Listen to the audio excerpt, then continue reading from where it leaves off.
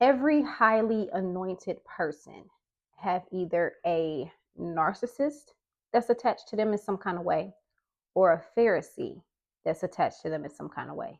Let me explain. We're going to start off with Jesus. Jesus had a lot of Pharisees and Sadducees that was up against him, that lied on him, manipulated, controlled, tried to get him persecuted and prosecuted.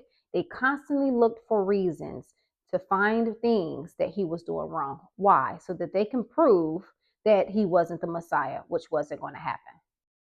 The next person that I want to bring up is Joseph. Joseph had his brothers that had him put into slavery. They sold him. He was sold to Egypt, but yet it turned around for their good and also for a lot of other people's good. Now, let's look at David.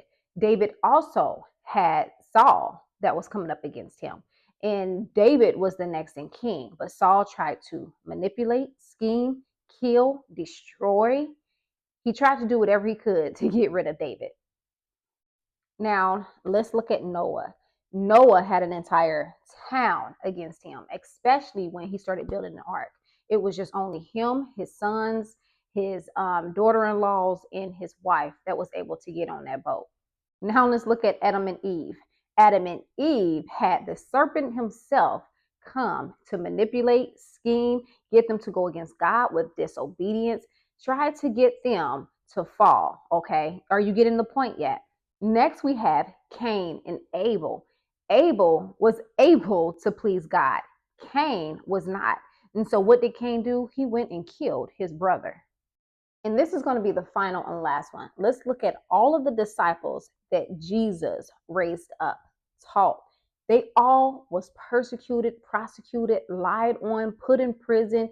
A lot of things was done to them, even though they were innocent. So what am I saying to you? You have to endure what you're currently going through, because each and every person in the Bible has went through something that a lot of us seems like, why am I going through this? I don't want to go through this anymore. Why does this pressure hit my life? Why is this person coming up against me? Because I need you to know that you are highly anointed.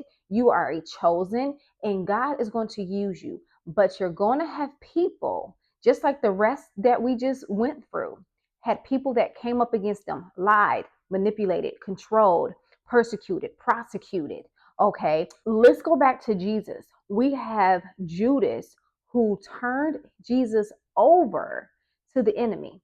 And he was in the camp with Jesus. He was being taught by Jesus. He was eating and wining and dining with Jesus.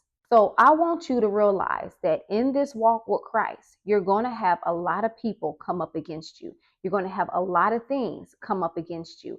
But guess what? You still have to carry your cross. Just like each and every person we just mentioned, if you go back, they still carried the mission that God had for them.